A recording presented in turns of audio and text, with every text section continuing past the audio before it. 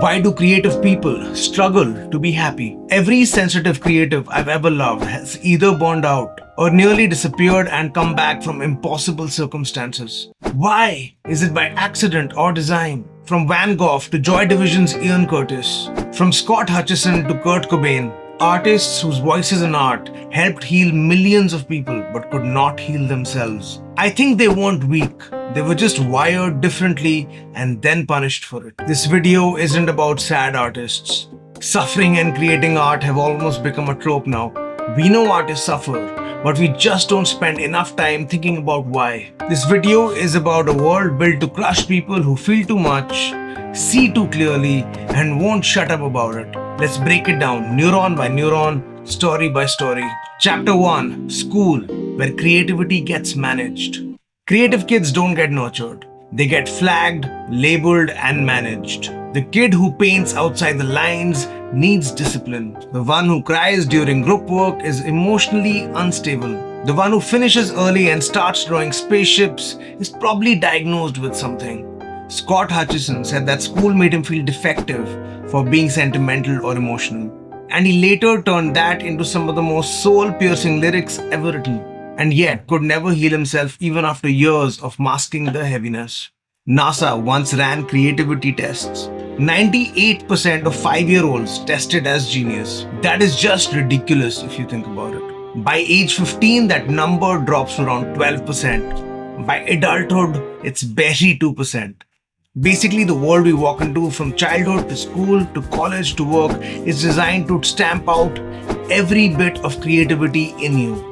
I don't think that's growth, it's more akin to cultural lobotomy. Schools aren't built for sensitive or divergent minds. They're built to manufacture obedience. And they kill originality early, even before we start to understand what it is. Chapter 2, Your brain is a laser-focused pain amplifier. If you're the type of person who feels too much, you're not exaggerating. You're just not sedated yet. There's this class of people termed as HSPs or highly sensitive people. Highly sensitive people process more sensory input, more emotional data, and more memory. Studies show hyperactivity in the insula, mirror neuron systems, and the default mode network. They all tie to empathy, imagination, and meaning making. Your brain replays every mistake, scans every move, and mirrors every feeling. Someone else cries, you feel it. Someone else lies, you feel it too. That's why you can write the song that breaks someone's chest open. But it's also why you can't sleep, can't shut off, and can't survive as simply as everyone else. Franz Kafka called writing a descent into the cold abyss of the self. He begged his best friend to burn all his manuscripts because he thought no one would understand his work. But now his name is literally a genre. This isn't romantic pain. I think it's neurological overload in a hostile environment. And without understanding it, we mistake suffering for identity and treat being misunderstood and depressed as the new normal and slowly start unraveling. Chapter 3, Adulthood, where the machine harvests you. You survive school, you enter adulthood. Suddenly your creativity has market value, but only if it's productive. No one wants your soul. They want what your soul produces. Make the thing, post it, sell it, quantify it. Repeat until your joy dies out and you forget why you started. And if you burn out, you're replaced, either with an AI model or with someone who's easier to manage. History is a graveyard of unheard genius. Van Gogh, one painting sold. One. He died in agony, convinced that he was a failure. Now his name is printed on mugs and t-shirts all across the world. Kurt Cobain gave voice to an entire generation's despair and still couldn't outrun his own. He said, paraphrasing, "I'm too sensitive, I need to be numb to feel anything." At the height of his fame, he felt emptied out, like a product.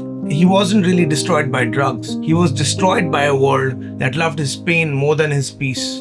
Beethoven, going deaf, ashamed, hating himself, yet still wrote Ode to Joy in total silence. He told the world he couldn't leave until he got the music out. Were these artists manic savants or exiled visionaries, crushed by time, sexism, poverty, disability, and systemic blindness? As a society, it's not like we didn't recognize them. We just recognized them too late. once they were no longer inconvenient to our numb sense of being. Chapter 5. So why do creatives struggle to be happy? I think creative people struggle to be happy because they're built for depth in a world that clearly does not value it. Creative people are fundamentally the 2% who made it through the fire of childhood with their imagination intact, and the world treats that like a glitch, not a gift. Remember that NASA study? At age 5, 98% of children scored genius level on creativity. By adulthood, just 2%. If you're one of those 2%, your brain literally functions differently. You're a holdout, a survivor of a system designed to drain the creativity out of you.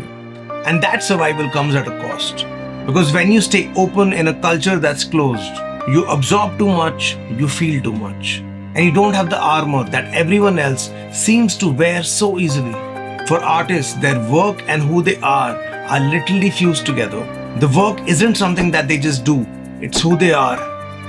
So when the art gets ignored, rejected, or even mildly criticized, it doesn't just sting, it annihilates creatives. We start to confuse failure with unworthiness. We start to believe we don't matter when our work doesn't perform. And in a world that commodifies everything, even your heartbreak, that equation gets lethal. Because you're wired for meaning, not metrics, for depth, not dopamine, for connection, not clout. So of course you're unhappy. The world that you were born to illuminate is the one that keeps asking you to dim.